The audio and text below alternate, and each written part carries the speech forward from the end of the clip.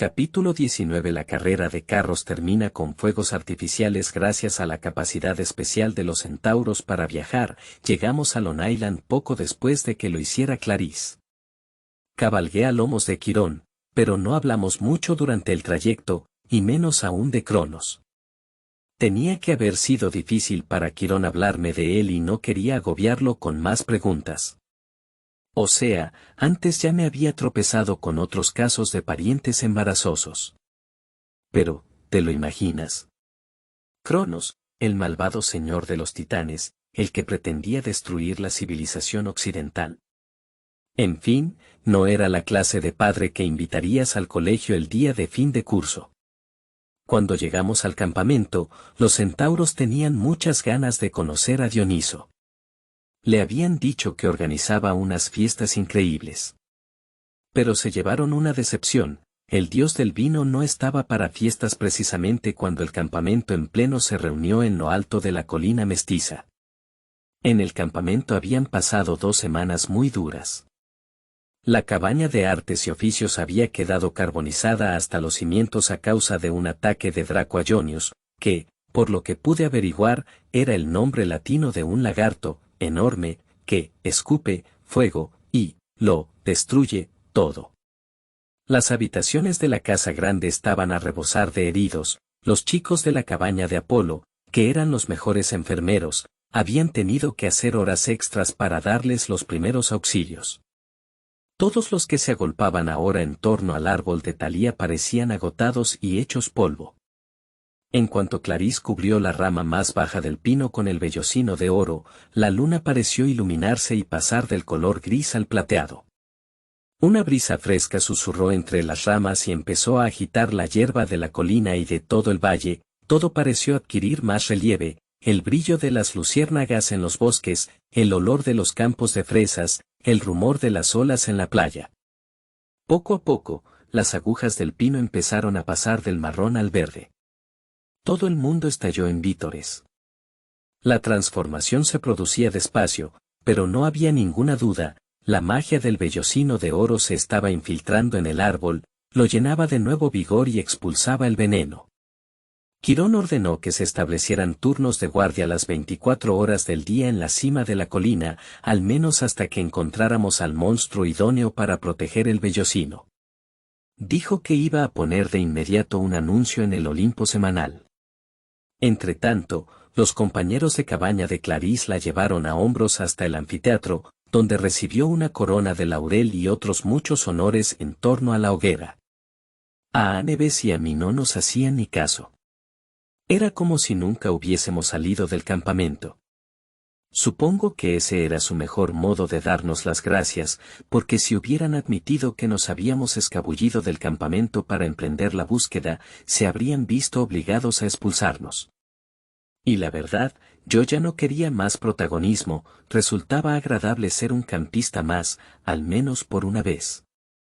Aquella noche, mientras asábamos malvaviscos y escuchábamos de labios de los hermanos Toul una historia de fantasmas sobre un rey malvado que fue devorado por unos pastelillos demoníacos, Clarice me empujó por detrás y me susurró al oído: solo porque te hayas comportado una vez como es debido, no vayas a creer que ya te has librado de Ares.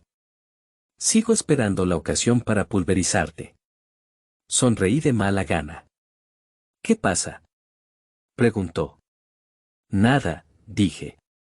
Es tan agradable estar de vuelta en casa. A la mañana siguiente, una vez que los ponis partieron para Florida, Quirón hizo un anuncio sorprendente: las carreras de carros continuarían como estaba previsto. Tras la marcha de Tántalo, todos creíamos que ya eran historia, pero a fin de cuentas parecía lógico volver a celebrarlas, en especial ahora que Quirón había regresado y el campamento estaba a salvo. A Tyson no le entusiasmaba la idea de volver a subirse a un carro, después de nuestra primera experiencia, de modo que le pareció estupendo que formáramos equipo con Annebeth. Yo conduciría, Annebeth combatiría y Tyson sería nuestro mecánico. Mientras yo me cuidaba de los caballos, Tyson arregló el carro de Atenea y le introdujo un montón de modificaciones. Pasamos 2 días entrenándonos como locos. Annebeth y yo acordamos que si llegábamos a ganar el premio, o sea, lo de librarse de las tareas domésticas durante el resto del mes, lo repartiríamos entre nuestras 2 cabañas. Como Atenea tenía más campistas, ellos se llevarían la mayor parte de ese tiempo libre, algo que tampoco me importaba. A mí el premio me tenía sin cuidado. Yo lo que quería era ganar. La noche antes de la carrera, me quedé hasta muy tarde en los establos.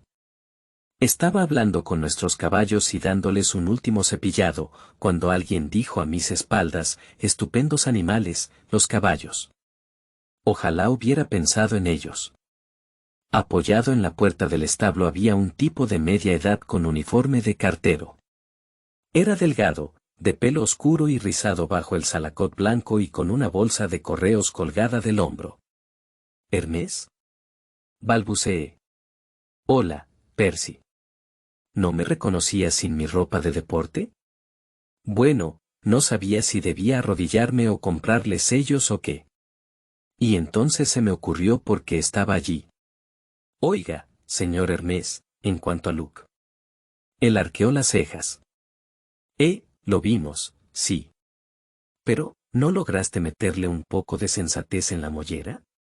Bueno, estuvimos a punto de matarnos en un duelo a muerte. Ya veo. Intentaste una aproximación diplomática. Lo lamento de veras, quiero decir que usted nos hizo todos esos regalos impresionantes y tal. Y ya sé que deseaba que Luke volviera al campamento, pero, la cuestión es que se ha vuelto malo, realmente malo. Me dijo que siente que usted lo abandonó. Creí que Hermés se enfadaría, que me convertiría en un hámster o algo así, aunque, la verdad, no quería pasar más tiempo convertido en un roedor. Pero no, Hermés se limitó a suspirar. ¿Has sentido alguna vez que tu padre te había abandonado, Percy? Vaya pregunta. Solo unos centenares de veces al día, tuve ganas de responder. No había hablado con Poseidón desde el verano anterior y nunca había ido a su palacio submarino. Además, estaba todo el asunto Tyson, sin advertencias, sin explicaciones. Solo, Sas, tienes un hermano. Uno diría que una cosa así merecería una llamadita de aviso o algo por el estilo. Cuanto más pensaba en ello, más furioso me ponía.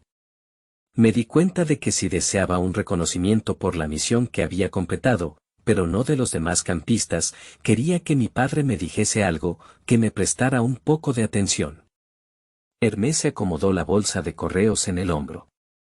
Percy, lo que resulta más duro cuando eres un dios es que a menudo tienes que actuar de modo indirecto, en especial en todo lo relacionado con tus propios hijos. Si hubiésemos de intervenir cada vez que nuestros hijos tuvieran un problema. Bueno, eso solo serviría para generar más problemas y rencores. Pero estoy seguro de que, si lo piensas un poco, te darás cuenta de que Poseidón sí te ha prestado atención. Ha respondido a tus oraciones. No me queda sino esperar que Luke algún día se dé cuenta de eso mismo respecto a mí. Tanto si crees que lo conseguiste como si no, lo cierto es que le recordaste a Luke quién es. Hablaste con él. Traté de matarle. Hermés se encogió de hombros. Las familias suelen ser un buen embrollo. Y las familias inmortales, un embrollo eterno. A veces, lo mejor que podemos hacer es recordarnos unos a otros que estamos emparentados, para bien o para mal, y tratar de reducir al mínimo las mutilaciones y las matanzas. No sonaba precisamente como una receta para la familia ideal, y sin embargo, al repasar mentalmente toda mi búsqueda, me di cuenta de que Hermés tenía razón. Poseidón había enviado a los hipocampos en nuestra ayuda, me había otorgado poderes sobre el mar, y en cuanto a Tyson, ¿no sería que Poseidón nos había reunido a propósito? ¿Cuántas veces me había salvado Tyson la vida aquel verano? Sonó la caracola a lo lejos, marcando el toque de queda. Tienes que irte a la cama, dijo Hermés. Ya te he ayudado a meterte en bastantes líos este verano, en realidad, solo venía a hacer esta entrega. ¿Una entrega? Soy el mensajero de los dioses, Percy. Sacó una agenda electrónica de su bolsa y me la tendió. Firma aquí, por favor. Tomé el lápiz sin darme cuenta de que tenía entrelazadas un par de diminutas culebras. ¡Ay! Exclamé, soltando el lápiz y la agenda. Uf, dijo George. La verdad, Percy, me regañó Marta. ¿A ti te gustaría que te tirasen al suelo en un establo? Oh, perdón. Nunca me ha hecho mucha gracia tocar serpientes, pero recogí la agenda y el lápiz. Marta y George se retorcían bajo mis dedos. ¿Me has traído una rata?, preguntó George. No, dije. No encontramos ninguna. ¿Y una cobaya? George. Lo reprendió Marta. No le tomes el pelo al chico. Firmé y le devolví la agenda a Hermes. A cambio, él me entregó un sobre azul. Me temblaban los dedos. Incluso antes de abrirlo, ya sabía que era de mi padre. Percibía su poder en el fresco papel azul, como si el sobre mismo hubiese sido fabricado con una ola del océano. Buena suerte mañana, dijo Hermes. Tienes unos buenos caballos, aunque, si me disculpas, yo animaré la cabaña de Hermes. Y no te desanimes cuando la leas, querido, me dijo Marta. Él cuida de tus intereses y te lleva en su corazón. ¿Qué quieres decir?, pregunté. No le hagas caso, dijo George. Y la próxima vez, recuerda, las serpientes viven de las propinas. Ya basta, dijo Hermes. Adiós, Percy. Por el momento. Brotaron unas alitas blancas de su salacot y empezó a resplandecer. Ya conocía bastante a los dioses para saber que debía desviar la mirada antes de que él adoptase su verdadera forma divina. Desapareció con un deslumbrante fogonazo blanco y me dejó solo con mis caballos. Miré el sobre azul que tenía en las manos.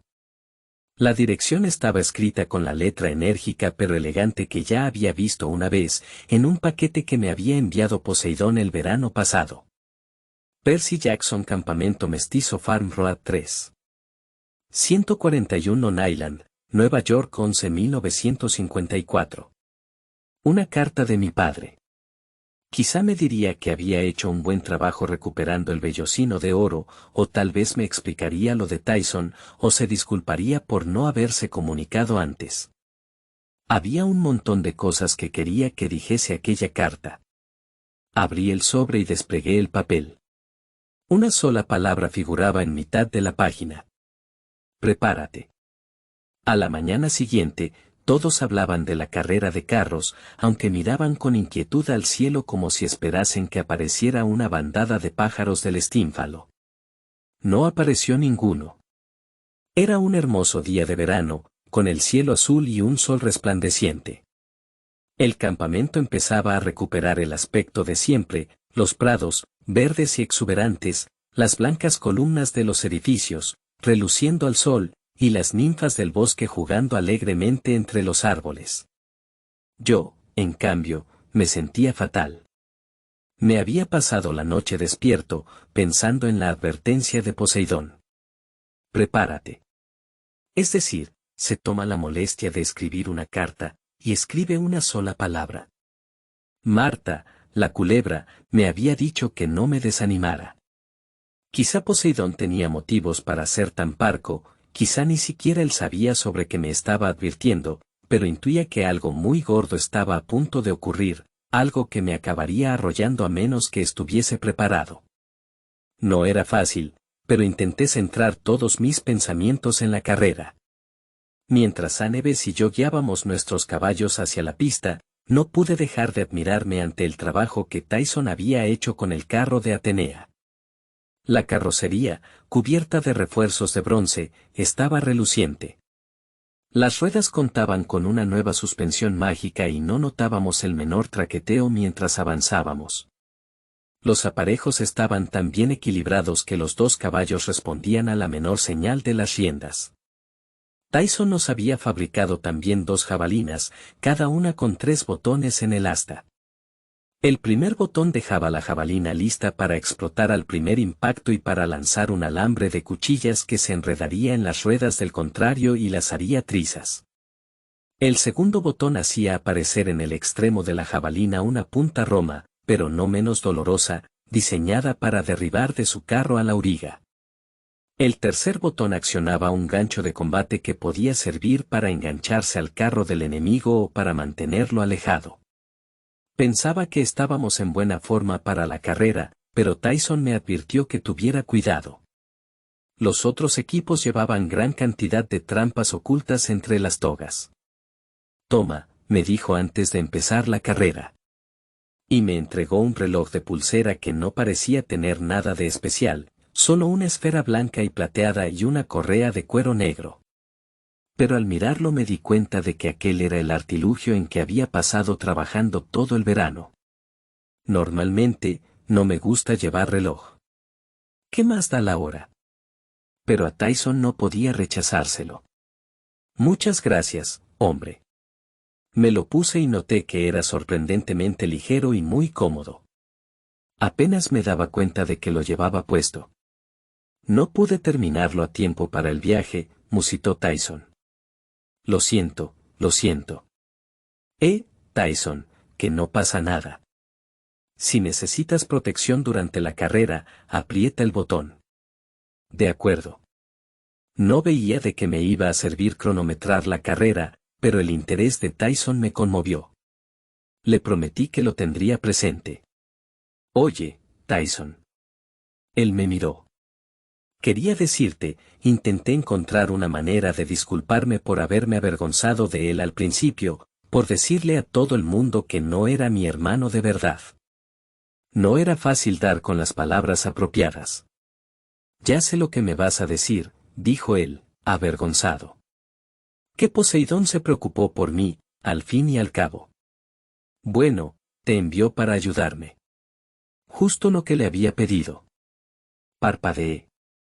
¿Le pediste que me enviase a ayudarte? Que me enviara un amigo, dijo Tyson, retorciendo su camisa con las manos. Los cíclopes jóvenes crecen solos en la calle, por eso aprenden a hacer cosas con chatarra, aprenden a sobrevivir. Es una gran crueldad. Tyson meneó la cabeza con seriedad. No. Hace que apreciemos más cualquier bendición, y que no seamos glotones, mezquinos y gordos como Polifemo, pero yo me asusté. Los monstruos me habían perseguido tanto, me clavaron sus garras tantas veces, esas cicatrices de la espalda. Se le saltó una lágrima. Fue la Esfinge, en la calle 72. Una abusona terrible. Yo recé a papá para que me ayudase, y muy pronto la gente de la escuela Meriwether vino a buscarme, y te conocí. Esa fue la mayor bendición. Siento haber dicho que Poseidón era malo, él me envió un hermano. Miré el reloj que Tyson me había hecho. Percy. Gritó Aneves. Vamos. Quirón ya estaba en la línea de salida, listo para hacer sonar la caracola. Tyson, dije. Ve, dijo él. Ganaréis. Yo. Sí, de acuerdo, grandullón. Ganaremos en tu honor. Subí al carro y tuve el tiempo justo para situarme en la línea de salida antes de que Quirón diese la señal. Los caballos sabían lo que tenían que hacer. Salimos disparados por la pista a tanta velocidad que me habría caído al suelo si no hubiese tenido las riendas de cuero enrolladas en los brazos. Aneves se agarraba con fuerza de la barandilla. Las ruedas giraban maravillosamente. Dimos el primer giro con una buena ventaja sobre Clarisse, que estaba ocupada intentando zafarse del ataque con jabalinas de los hermanos Toul, de la cabaña de Hermes. Ya los tenemos. Aullé. Pero me precipitaba un poco. ¿Qué vienen? Aulló Aneves. Y lanzó su primera jabalina, en la modalidad, gancho de combate, librándonos de una red lastrada con plomos que nos habría atrapado. El carro de Apolo se había situado a nuestro lado. Antes de que Aneves pudiera armarse de nuevo, el guerrero de Apolo lanzó una jabalina a nuestra rueda derecha. La jabalina acabó hecha añicos, pero no sin antes destrozarnos unos cuantos radios. Nuestro carro dio un bandazo y se tambaleó. Estaba seguro de que la rueda acabaría aplastándose, pero entre tanto seguimos adelante. Asusé los caballos para que mantuvieran la velocidad. Ahora estábamos a la par con los de Apolo. Hefesto nos seguía de cerca, Ares y Hermes se iban quedando atrás, el uno junto al otro, con Clarís y con Norstoul enzarzados en un combate de espada contra jabalina. Sabía que bastaría otro golpe en la rueda para que volcáramos. «Ya os tenemos», chilló el auriga de Apolo. Era un campista novato, de primer año. No recordaba su nombre, pero parecía muy seguro de sí mismo. «¿Eso te crees tú?», gritó Áneves. Echó mano de su segunda jabalina, lo cual era asumir un gran riesgo, pues aún nos quedaba una vuelta entera, y se la arrojó al auriga de Apolo. Tenía una puntería perfecta. La jabalina le dio en el pecho, lo derribó sobre su compañero y, finalmente, los dos se cayeron del carro con un salto mortal de espaldas. Al notar que se aflojaban las riendas, los caballos enloquecieron y corrieron hacia los espectadores, que se apresuraron a trepar hacia arriba para ponerse a cubierto. Los dos caballos saltaron por un extremo de las gradas y acabaron volcando el carro dorado, luego galoparon hacia su establo, arrastrándolo con las ruedas al aire. Conseguí que el nuestro saliera ileso del segundo giro, pese a los crujidos de la rueda derecha. Cruzamos la línea de salida y nos lanzamos tronando hacia nuestra última vuelta. El eje chirriaba y gemía. La rueda tambaleante nos hacía perder velocidad, por mucho que los caballos respondieran a mis órdenes y corrieran como una máquina bien engrasada. El carro de Hefesto nos iba ganando terreno. Beckendorf sonrió malicioso mientras pulsaba un botón de su consola de mandos. Unos cables de acero salieron disparados de la parte frontal de sus caballos mecánicos y se nos enredaron en la barandilla trasera. Nuestro carro se estremeció en cuanto el torno que controlaba los cables empezó a girar, tirando de nosotros hacia atrás mientras Beckendorf aprovechaba para tomar impulso. Áneves soltó una maldición y sacó su cuchillo. Trató de cortar los cables, pero eran demasiado gruesos. «No puedo cortarlos», gritó. Ahora teníamos al carro de Hefesto peligrosamente cerca y sus caballos estaban a punto de pisotearnos. «Cámbiame el sitio», le dije a Áneves. «Toma las riendas. Pero, confía en mí». Vino a la parte delantera y agarró las riendas. Yo me volví, tratando de mantener el equilibrio, y destapé a contracorriente. Bastó un mandoble para que los cables se partieran como el hilo de una cometa. Nos despegamos de ellos con una sacudida hacia adelante, pero el conductor viró hacia la izquierda y se colocó a nuestro lado. Beckendorf desenfundó su espada y le lanzó un tajo a Áneves, logré parar el golpe y desviarlo. Estábamos llegando al último giro. No íbamos a conseguirlo. Tenía que inutilizar el carro de Hefesto y sacarlo de en medio, pero también tenía que proteger a Áneves. Aunque Beckendorf fuese un buen tipo, eso no significaba que no estuviese dispuesto a mandarnos a la enfermería si bajábamos la guardia. Ahora estábamos a la par. Clarís se acercaba desde atrás y trataba de recuperar el tiempo perdido. «Hasta la vista, Percy», chilló Beckendorf. «Ahí va un regalito de despedida». Arrojó a nuestro carro una bolsa de cuero. En cuanto tocó el suelo, empezó a desprender un humo verde. «Fuego griego», gritó Áneves. Solté un juramento.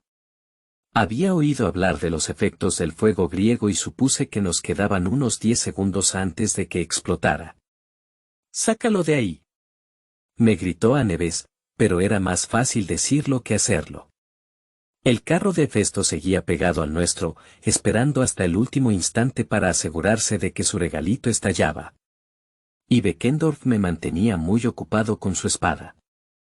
Si bajaba la guardia para deshacerme del fuego griego, sería Áneves la que resultaría herida y nos estrellaríamos igualmente. Intenté darle una patada a la bolsa de cuero, pero no lo lograba. Parecía pegada al suelo. Entonces me acordé del reloj. No sabía muy bien cómo podría ayudarme, pero me las arreglé para apretar el botón del cronómetro. El reloj se transformó en el acto. Empezó a expandirse rápidamente, con el borde metálico girando en espiral como el obturador de una cámara antigua. Una correa de cuero me envolvió el antebrazo al mismo tiempo. Y de repente me encontré sosteniendo un escudo redondo de más de 1 metro de diámetro. Por dentro era de cuero, por fuera de bronce pulido, con dibujos grabados que no tuve tiempo de examinar. Tyson se había superado a sí mismo. Alcé el escudo, la espada de Beckendorf repicó sobre él como una campana y se hizo añicos. «¡Kedem!», gritó. «¿Cómo?». No tuvo tiempo de decir más porque le aticé en el pecho con el escudo y lo mandé fuera del carro. Lo perdí de vista mientras daba volteretas por el barro. Estaba a punto de lanzarle un tajo a la auriga cuando Anebes me gritó: «Percy». El fuego griego había empezado a chisporrotear. Metí la punta de la espada bajo la bolsa de cuero y la levanté de golpe como si fuera una espátula. La bolsa salió disparada por el aire y acabó a los pies del conductor de Hefesto, que empezó a chillar. En una fracción de segundo tomó la decisión correcta, o sea, saltó del carro, que se fue escorando y explotó entre un surtidor de llamas verdosas. Los caballos metálicos parecieron sufrir un cortocircuito. Dieron media vuelta y arrastraron los restos del carro ardiendo hacia Clarice y los hermanos Toul, que se vieron obligados a virar bruscamente para esquivarlo. Anebes mantuvo bien sujetas las riendas para tomar la última curva. Yo contuve la respiración, convencido de que acabaríamos volcando, pero ella se las arregló para superar el giro y espoleó a los caballos hasta la línea de meta. La multitud estalló en un gran griterío. Cuando nos detuvimos por fin, todos nuestros amigos se agolparon a nuestro alrededor. Empezaron a corear nuestros nombres, pero Anebes gritó aún con más fuerza: «Un momento. Escuchad. No hemos sido solo nosotros». La multitud no dejaba de gritar, pero Anebes se las arregló para hacerse oír: «No lo habríamos conseguido sin la ayuda de otra persona. Sin ella no habríamos ganado esta carrera, ni recuperado el vellocino de oro, ni salvado a Grover, ni nada. Le debemos nuestras vidas a Tyson. A mi hermano», dije a voz en cuello, para que todos pudiesen oírme. «A mi hermano pequeño». Tyson se sonrojó hasta las orejas. La gente estalló en vítores. Anebes me dio un beso en la mejilla, después de lo cual el rugido de la multitud aumentó bastante de volumen. La cabaña entera de Atenea nos subió a hombros a Anebes, a Tyson y a mí, y nos llevó hasta la plataforma de los vencedores, donde Quirón aguardaba para entregarnos nuestras coronas de laurel.